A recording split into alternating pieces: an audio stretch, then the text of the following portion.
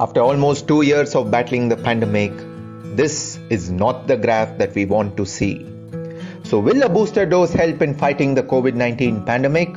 Hello everyone and welcome to this special presentation called Watchdog from Treat by Alter Doctors on everything you need to know about booster dose and the science behind it.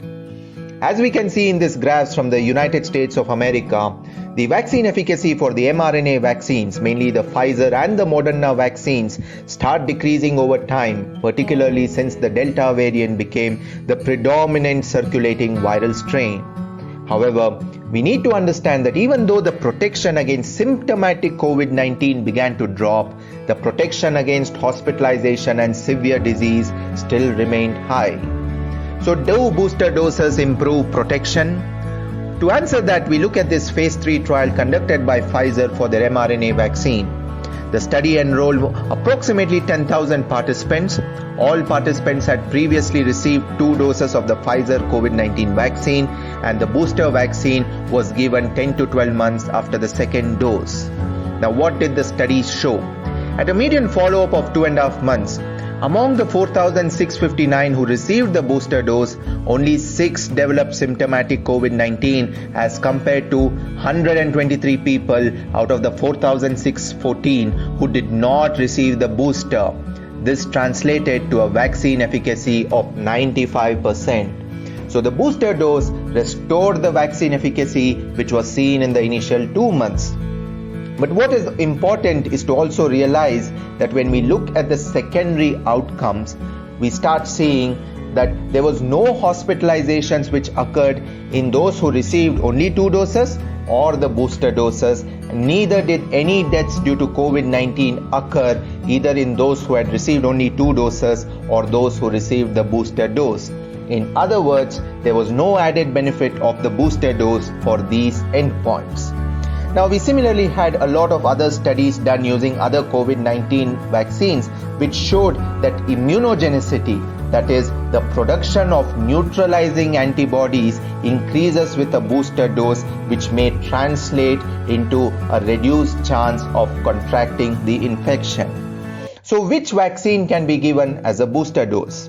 Well, according to the CDC guidelines in USA, irrespective of the type of vaccine used for the initial doses, any vaccine can be given as a third dose, a strategy referred to as heterologous boosting. Now, a clinical trial which enrolled 458 patients showed that using this strategy of a different type of vaccine as a booster dose had greater antibody production as compared to using the same vaccine and also appeared safe. Now, this might have policy-making implications in countries faced with vaccine shortage. So, what are the implications of this data for policy making? Now, in our country, we have to understand that the priority must be to ensure that maximum proportion of the population have completed their 2-dose vaccine schedule, because the 2-dose vaccine schedule still offers good protection against severe infections, hospitalizations, and death against the Delta strain, which is still the predominant circulating strain in our country. But yes, the need for a booster dose is gaining impetus because of waning immunity after 6 months and emergence of mutants with rapidity in transmission. So now we need to talk about the variant that has making everyone go, oh my god, the Omicron variant of the COVID virus. Now it has more than 30 mutations in the spike protein, which is postulated to lead to increased infectivity with rapidity and even evasion of the immune system, even in those who have already been infected before. We now need more data actually on whether the Omicron variant causes more severe symptoms or less severe symptoms. We have some recent study which is showing that it replicates faster and more in the airways with less damage and less replication in the lungs. Now, emerging data from multiple countries show that there is a drop in the vaccine efficacy with symptomatic breakthrough infection occurring even in those who have received 2 doses of any vaccine due to reduced neutralizing antibodies.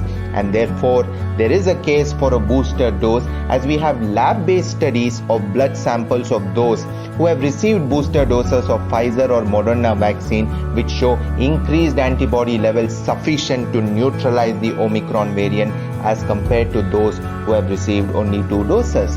But we still need more real-world data to understand whether 2 doses of the vaccine at least provide sufficient protection against severe disease or hospitalization in those infected with the Omicron variant.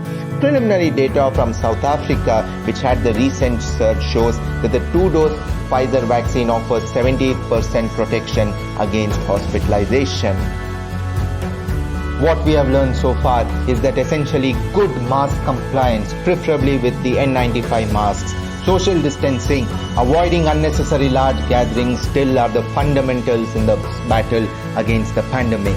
Ensuring that a majority of the population in our country receives their second dose should be the priority, and we can start considering booster doses for those at high risk such as healthcare workers, elderly with prior vaccination having occurred more than 6 months before, or the immunocompromised. And with that, this is me, Dr. Nitin Yashas, along with design and animation by Dr. Ranjit Abraham, on behalf of Alter Doctors, wishing you all a very Merry Christmas and a happy, healthy, safe New Year ahead. If you like this video, do subscribe to our YouTube channel and please do leave your feedback in the comment section. Take care of your near and dear ones, and let's follow the norms and fight this together, for this too shall pass.